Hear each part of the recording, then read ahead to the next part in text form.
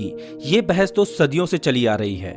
जब भी विज्ञान में कोई नई खोज होती है तो वो रिलीजन को बहुत बड़ी चुनौती देती है। इस ब्रह्मांड के बारे में विज्ञान की अपनी ही अलग थ्योरीज हैं तो रिलीजन की अलग।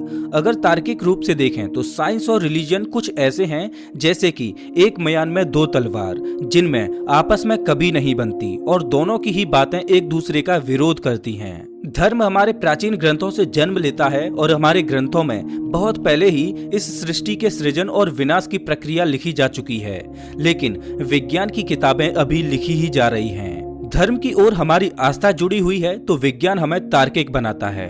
अब समझ नहीं आता कि इन दोनों में से कौन सही है तो कौन गलत, और आज की इस 21वीं सदी में हमें किसे चुनना चाहिए, साइंस या रिलीजियन।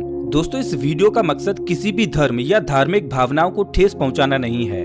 कृपया अपने विवेक से काम लें। हमारी इस सृष्टि का एक नियम है, जिसका जन्म होता है उसका अंत भी होना निश्चित है, और ये बातें साइंस और रिलीजियन दोनों ही स्वीकार करते हैं। थर्मोडायनामिक्स में एक टर्म है एंट्रोपी। इसका मतलब है कि चीजें हमेशा ऑर्डर से डिसऑर्डर की ओर ही चलती हैं। उदाहरण के रूप में मान लो कि एक खूबसूरत इमारत है। अगर उसकी देखभाल ना की जाए तो कुछ सालों बाद वो इमारत जर्जर होने लगती है और समय की मार उस इमारत को खत्म कर देती है। इसी को एंट्रोपी कहा जाता है, और समय की इस मार को विज्ञान और धर्म दोनों ही मानते हैं।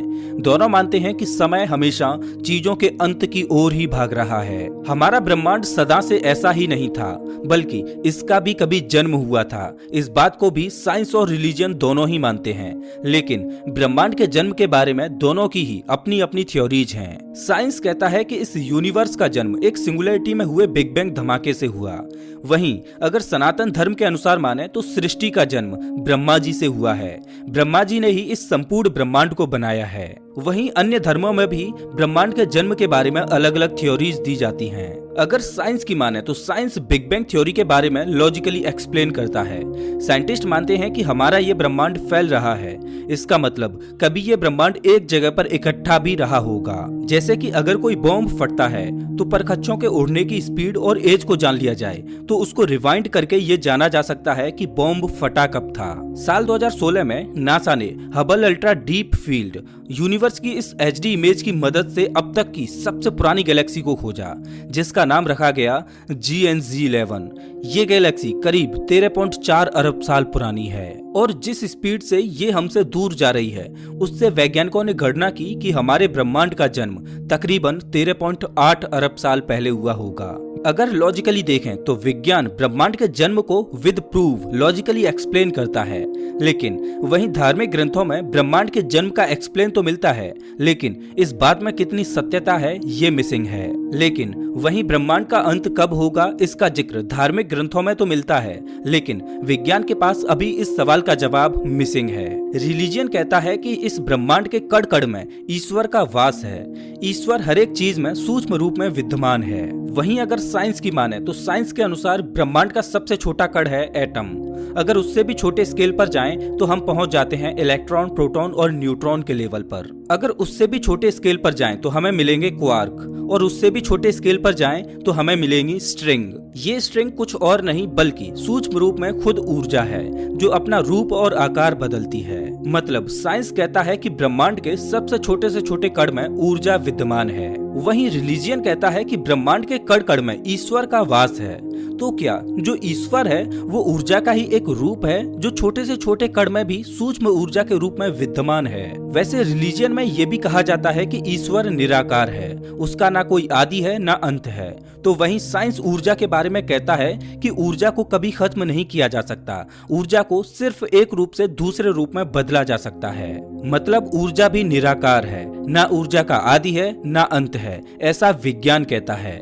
तो क्या विज्ञान जिसे ऊर्जा कहता है उसे रिलीजन ईश्वर कहता है? अगर ये बात सत्य है कि ईश्वर ऊर्जा का ही एक रूप है तो रिलीजन इस मामले में बाजी मारता हुआ नजर आता है, क्योंकि छोटे छोटे कणों में एनर्जी का वास होता है। इस बात को साइंस आज के दौर में एक्सप्लेन करती है, लेकिन रिलीजियस किताबों में तो इस बात का जिक्र कि कण कण में ईश्वर विद्यमान है हजारों साल पहले ही हो चुका था।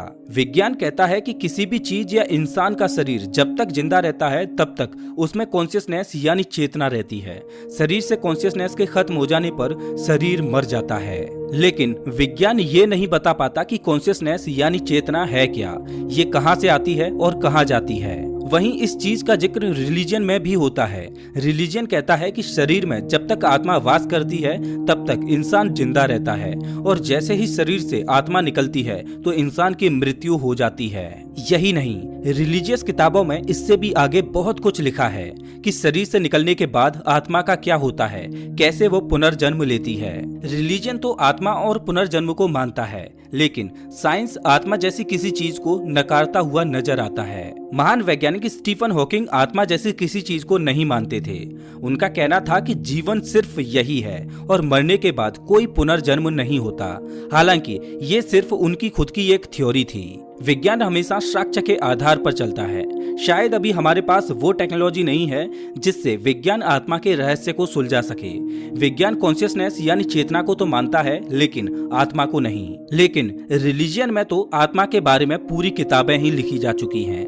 अब इन दोनों में से सही कौन है ये कहना बड़ा ही मुश्किल है, क्योंकि मरने के बाद क्या होता है इस चीज का जिक्र हमारे धार्मिक ग्रंथ तो करते हैं, लेकिन असल में ऐसा होता है इस चीज का हमारे पास कोई प्रमाण नहीं। सिर्फ कुछ ही मामलों में साइंस और रिलीजन दोनों मेल खाते हैं, लेकिन ज्यादातर मामलों में साइंस रिलीजन का विरोध करता हुआ नजर आता है। और इसमें कोई दो राय नहीं कि साइंस हमेशा सच को उजागर करता है। एक समय था जब लोग मानते थे कि धरती गोल नहीं बल्कि फ्लैट है, और बाइबल में तो यहाँ तक लिखा था कि इस ब्रह्मांड का केंद्र हमारी पृथ्वी है और सूर्य और अन्य ग्रह इसका चक्कर लगाते हैं। उस समय लोगों ने रिलीजन के विरुद्ध जाकर जब ये बताना चाहा कि धरती फ्लैट नहीं बल्कि गोल है और हमारी पृथ्वी ब्रह्मांड का केंद्र नहीं बल्कि विशालकाय सूर्य का चक्कर लगाने वाला एक छोटा सा ग्रह है, इस पर उन लोगों को धर्म के विरुद्ध जाने पर जेल में डाला गया और आजीवन कारावास की सजा भोगी। ऐसे ही वैज्ञानिकों में से एक थे गैलीलियो गैलीली, जिन्होंने विज्ञान का समर्थन किया तो चर्च ने उन्हें आजीवन घर पर नजरबंद रहने का आदेश सुना दिया और उन्होंने अपनी आखिरी श्वासें भी नजरबंद रहते हुए ही ली। बाद में रिलीजन को भी ये स्वीकार करना पड़ा कि गैलीलियो जो कह रहे थे वो सत्य था, लेकिन तब तक गैलीलियो इस दुनिया से चल बसे थे। वैसे आज भी विज्ञान यूनिवर्स के उन रहस्यों को समझने में जुटा है जिनको धार्मिक ग्रंथों में बहुत पहले ही एक्सप्लेन किया जा चुका है। लेकिन जितना भी विज्ञान ने यूनिवर्स के बारे में जाना है वो रियल फैक्ट्स और लॉजिक पर आधारित है। रिलीजियस किताबें कहती हैं कि इस धरती पर इंसान हमेशा से हैं और हर एक धर्म में इंसानों के उद्गम के बारे में वर्णन होता है। जैसे कि सनातन धर्म के अनुसार ब्रह्मा जी ने हम सबको बनाया है, बाइबल के अनुसार हम सब एडम और ईव की संतानें हैं। लेकिन विज्ञान इन सभी बातों को झुठला देता है।